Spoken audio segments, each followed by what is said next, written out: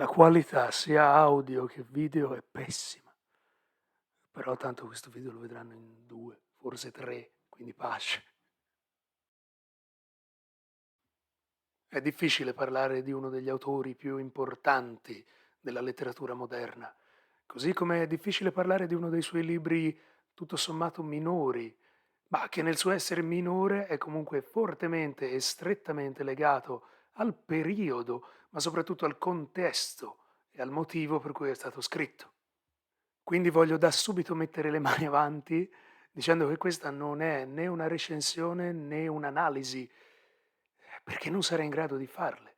Questo è semplicemente il parere di un lettore qualunque, lettore che sì, legge tanto, ma che probabilmente non è neanche fra i lettori più scaltri e che soprattutto non ha i mezzi critici e tecnici per poter decifrare, contestualizzare e analizzare fino in fondo un'opera del genere.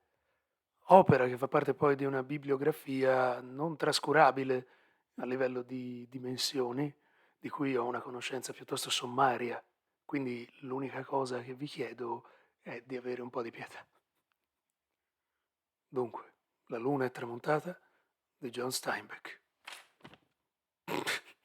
Scritto all'inizio degli anni 40, quindi nel pieno della Seconda Guerra Mondiale, il libro nacque con l'intento di raccontare un'eventuale invasione e successiva occupazione degli Stati Uniti, o meglio, di una piccola realtà degli Stati Uniti da parte di un potente esercito straniero che, sottinteso, era quello tedesco.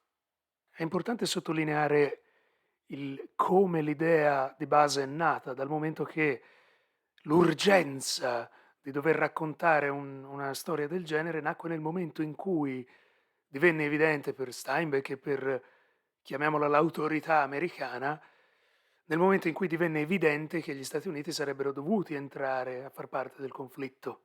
Potremmo quasi parlare di racconto commissionato dagli eventi, di fatto. L'intento era dunque quello di preparare il popolo ad un futuro incerto, di fatto imprevedibile, raccontando una storia che facesse leva su valori umani e morali piuttosto che meramente politici. La naturale paura, l'isteria dovevano lasciare spazio ad una risolutezza, quasi un'accettazione del problema, senza però mai dimenticare l'ideale di libertà e quindi quello di lotta per ottenerla.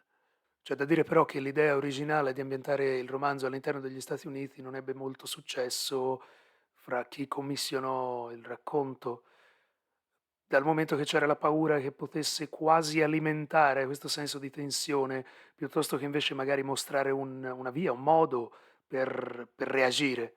E quindi Steinbeck fu costretto a modificare l'ambientazione, scegliendo poi l'Europa, che poi è il vero teatro di quegli eventi lì, scegliendo poi in particolare un piccolo villaggio qualunque della Norvegia. Scelta secondo me azzeccata dal momento che la Norvegia non entrò mai in guerra se non per difendersi di fatto dall'avanzata tedesca. E da questo anonimo villaggio del nord Europa inizia la storia.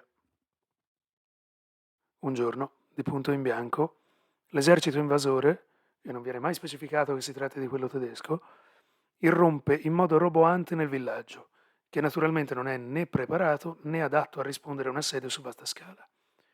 Dopo qualche sparuto scontro a fuoco, diventa subito evidente la disfatta dei norvegesi, che presto si rendono conto di poter far poco se non arrendersi all'occupazione pacifica da parte del nemico. In breve ci vengono presentati i vari personaggi, parti di entrambi gli schieramenti, e in particolare i due protagonisti, l'ufficiale in comando dell'esercito ed il sindaco del villaggio, rappresentanti dei due fronti, che si trovano a discutere i termini della resa e della successiva occupazione, appunto pacifica, che durerà per diversi mesi, se non addirittura anni.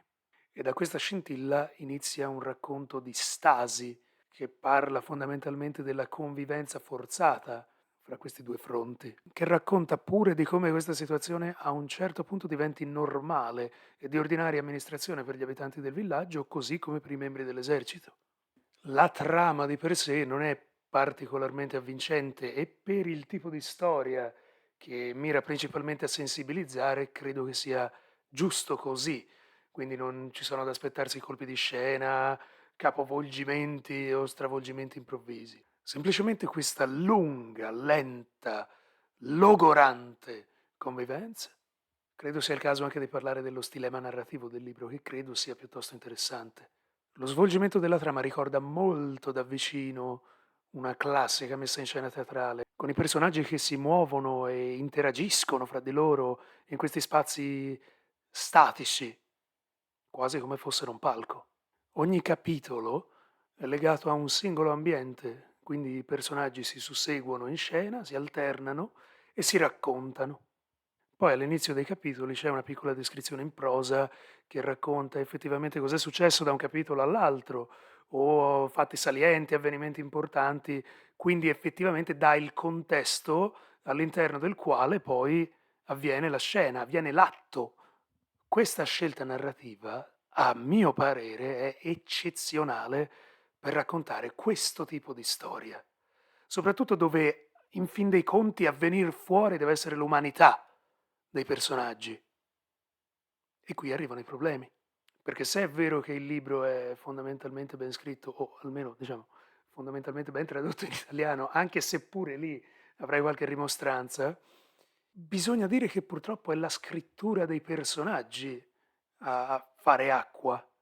Se si scrive un romanzo corale, è necessario mettere particolare enfasi sui personaggi, renderli tangibili, verosimili, credibili.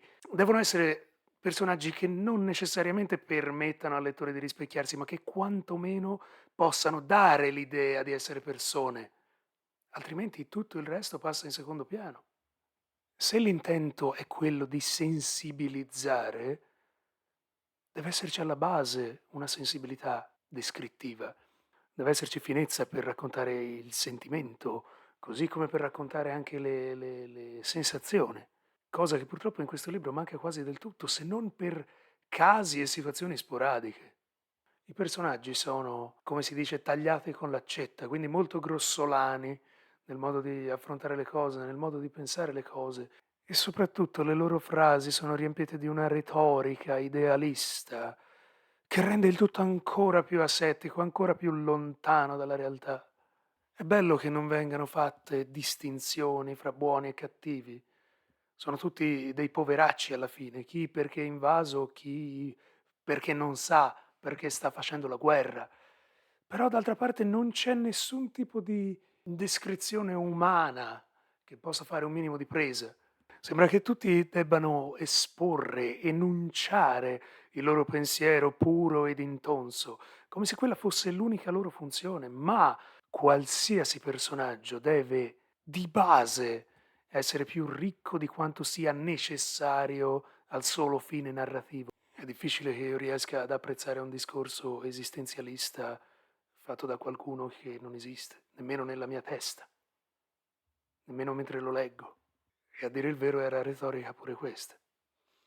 Vabbè, io non ci ho scritto un libro però, come se poi non bastasse, spesso le descrizioni dell'inizio dei capitoli si dilungano un po' troppo nel parlare dei personaggi, quindi vanno ad anticipare cose che uno scopre dopo, mentre legge i dialoghi, mentre legge i movimenti, mentre legge di fatto l'azione.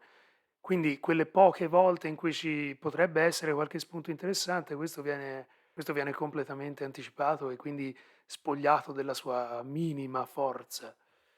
Una piccola nota a margine, anche l'ambientazione purtroppo è quanto di più anonimo ci possa essere, e questo sicuramente è dovuto anche al cambio di rotta che dicevo all'inizio. E se è anche vero che per una storia del genere è giusto che l'ambientazione possa essere ovunque, è anche vero che ancora una volta un minimo di colore di certo non guastava.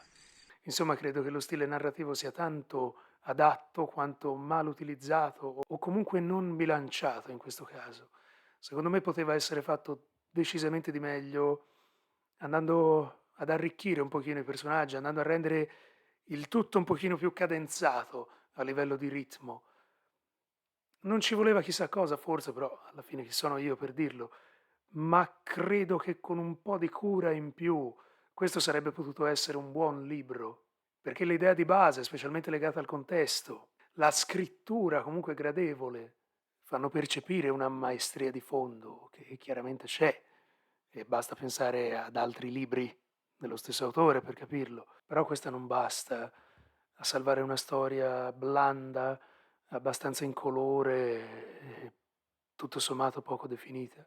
Una buona idea realizzata secondo me male, il che non significa necessariamente che sia un brutto libro, però a livello di storie di guerra, a livello di storie umane, c'è decisamente di meglio a giro.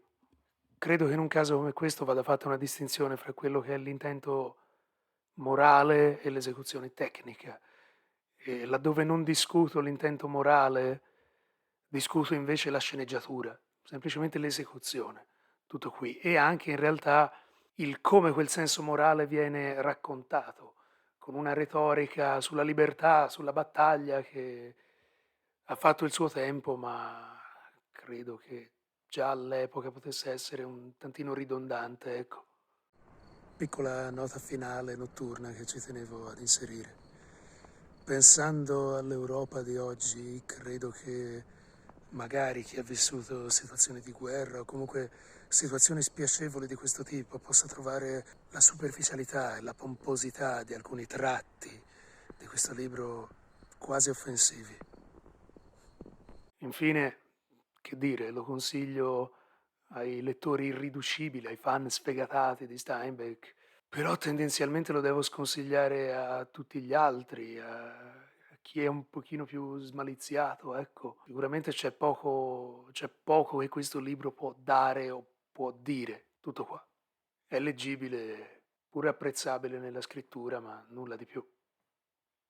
Quindi alla fine cosa dire? Ringrazio eh, quelle due, forse tre persone che sono arrivate fin qui, in particolare gli eventuali spettatori internazionali.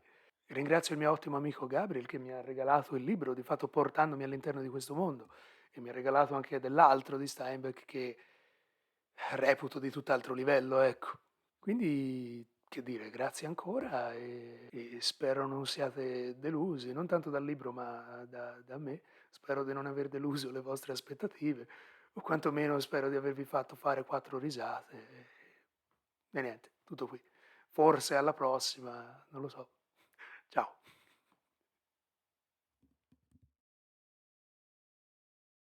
Prova, prova, prova. Vedo l'indicatore di volume si alza, quindi penso funzioni.